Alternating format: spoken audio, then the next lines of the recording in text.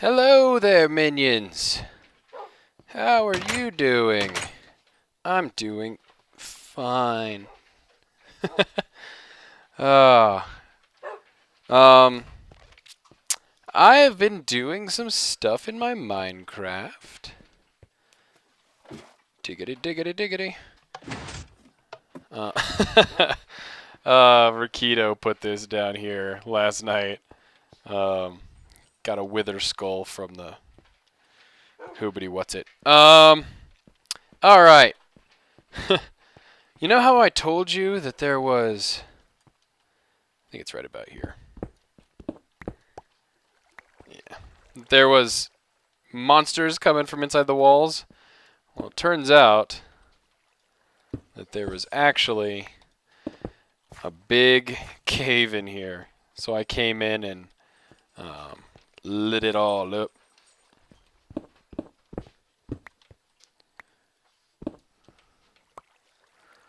And such an exciting beginning to this video, right? Oh, and I ended up with 2 extra stone. Okay.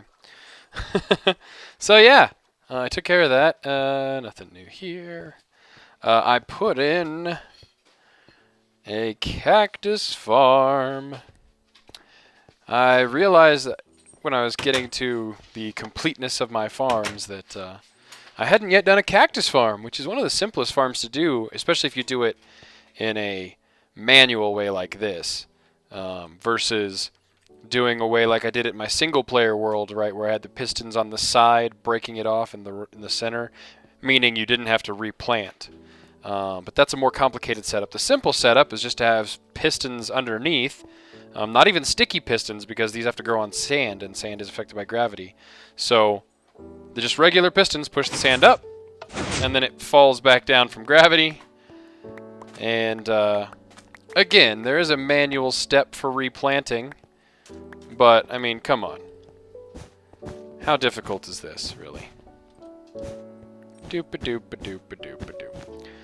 So it's you know, easy to use farm. Very simple. Like I said, I just have I gap them this way because of the way I decided to do the piston setup. So again, there's 1 piston underneath each one of these cacti, and there's 3 spaces in between them because down the middle I have the redstone running, and then in front of each piston on either side I have a repeater. And I've just tied it in from both sides from a button that leads to redstone and a repeater here, and the same on the other side. So it's a bi-directional setup, which is nice. And yeah, cacti. I'm trying. If you guys can think of other farms that I don't have yet, and that's not just, you know, like food and stuff, but if there's some renewable resource that I don't have a farm set up for yet that I'm not thinking of, because I'm trying to think, I've almost done them all. But feel free to let me know, and I'll try to build one. Let me gather up these mushrooms while I am showing you. Why is there a mysterious door here? There was another farm I realized I didn't have, and it was ice. So I built my own little ice farm, and it's not as nice as the one that like Tao built, which uses dispensers to fill it in, and it has pistons set up to actually create rows so that it freezes faster. All I did was create this basically pond behind my house. The reason it's open to the sky is because that when you're in a taiga biome, like I am here, if it's open to the sky, it doesn't matter how bright it is, the water will freeze. If I covered it up, I would have to keep it pretty dark in here for the water to freeze. And I have this overhang, like again I said, to keep it from freezing. So these torches and the fact that there's an overhang here keep the outer block from the outer row from freezing all the way. And the torches are actually causing this part to melt. But as you'll see, because these blocks are uncovered, these melt by the torches, but then they refreeze because of the air. So, but the idea behind not letting this row freeze is that when I take the ice, right, and I built this out of cobblestone because cobblestone takes longer to break than smooth stone, and since I'm running around with a Silk Touch pickaxe, I want to make sure that I'm not accidentally breaking blocks. Although my Silk Touch shovel, which is also needs to be repaired, would more slowly break the ice, but again, pickaxe, Ice Ice Baby. And that's actually the reason, because it's Silk Touch, the reason I named it Ice Ice Baby is because this helps you gather ice. Ice Ice Baby, too cold. So now you're wondering, well, look, what good is that? But again, the reason I don't want the outside parts freezing is because if I can get both sides like this, then look how see how it goes back to standard water? Bloop, bloop, bloop, bloop, bloop, bloop, bloop, bloop, bloop, bloop, bloop, bloop, bloop. So by not letting that outside freeze, when I take the ice, so slow, it refills the pool, and it'll allow it to refreeze. So the process begins again, and I've grabbed a stack of ice. So again, it kind of follows the pattern of my base of not having the most efficient farms in the world, but they're effective for personal use and for repeated harvesting. Ooh, thank goodness it hasn't been 5 minutes. These don't despawn. I did actually test this with ice, and it turns out the mushrooms did not spread onto ice, or perhaps they did, but they broke immediately, and I wasn't able to get to them in time. But I think they just weren't spreading at all. And actually, there may be some remnants of ice. I did have some ice in here because I was using it.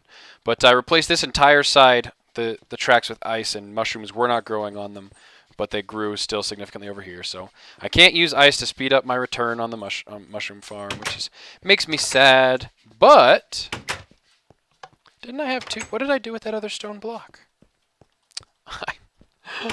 I'm crazy. Let me show you.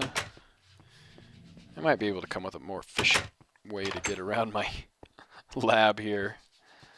I did replace the flooring in my tree farm. Doop-a-doop-a-doop. With ice. So you'll see these blocks are still stone. Ah, damn it. And the reason I did that is because these torches here, I rearranged my lighting system and I put these torches that were along here on the wall, and then the torches that were along these edges I just took down. But if I kept these down, then the light level on the actual walkways was low enough that mobs would spawn in here. So I needed to put the torches back here to keep these lit up enough so that mobs didn't spawn. And as a result, the ice block directly underneath that torch would melt. So I had to replace each one of those with stone, just because, so they wouldn't be a place for items to fall into.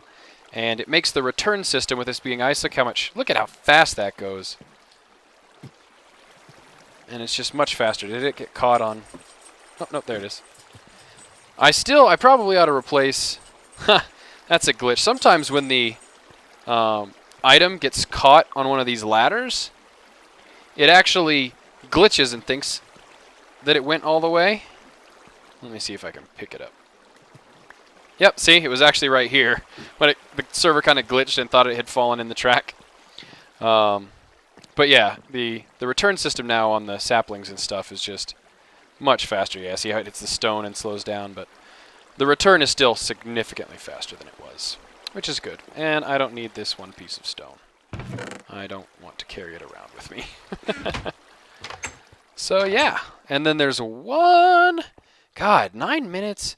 Time goes so fast. I'm hoping that... the word on the street is with YouTube is typically a strike goes away after 6 months if you don't get another strike.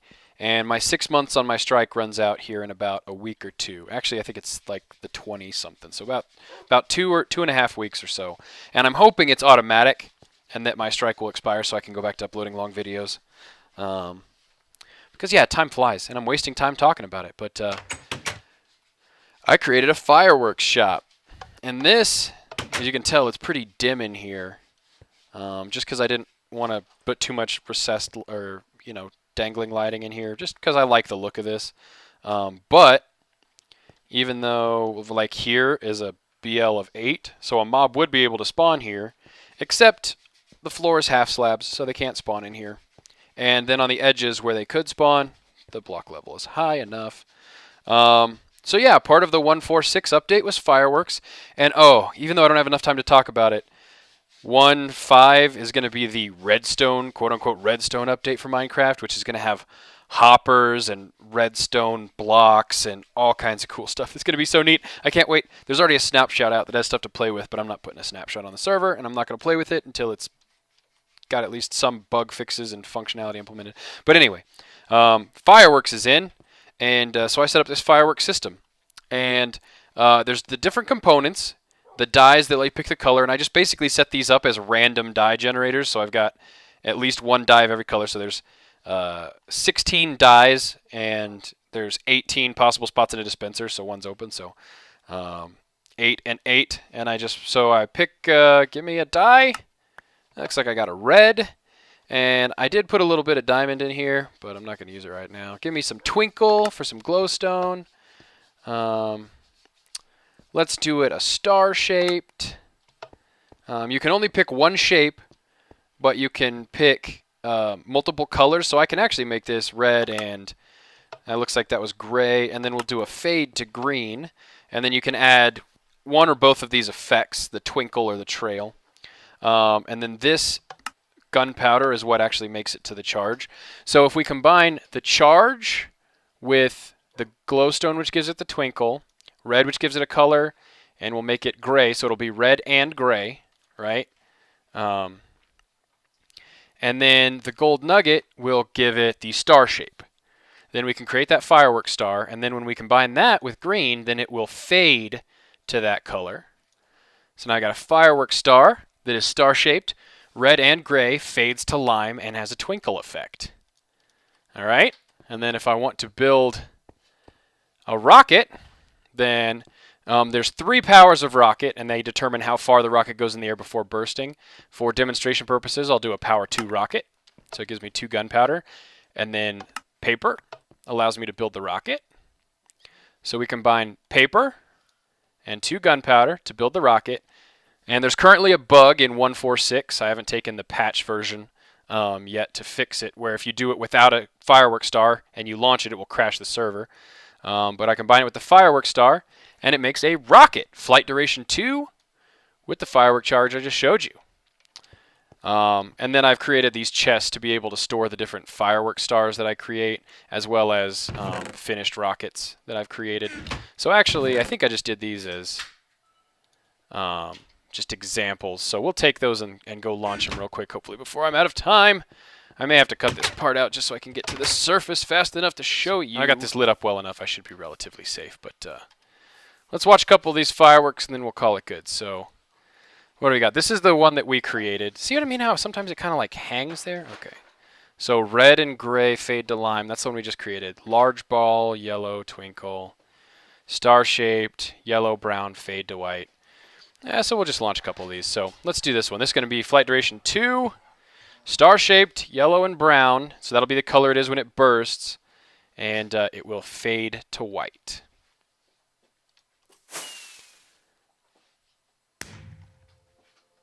Ooh, that's actually a little higher than I expected it would be. Let's see here. Flight duration 2, it's a large ball that is going to be yellow, and it will have a twinkle effect.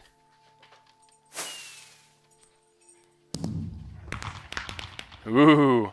And these can also be launched from dispensers, so I think it'll be cool to set up a fireworks display like that. See what I mean? I think it's because this server is laggy. I still need to find a new host, but anyway. All right, so this one's going to be red, gray, fade to lime with a twinkle. And then we'll call it good, because I'm almost out of time. Ooh, yay, fireworks! I love you, minions. Full homo.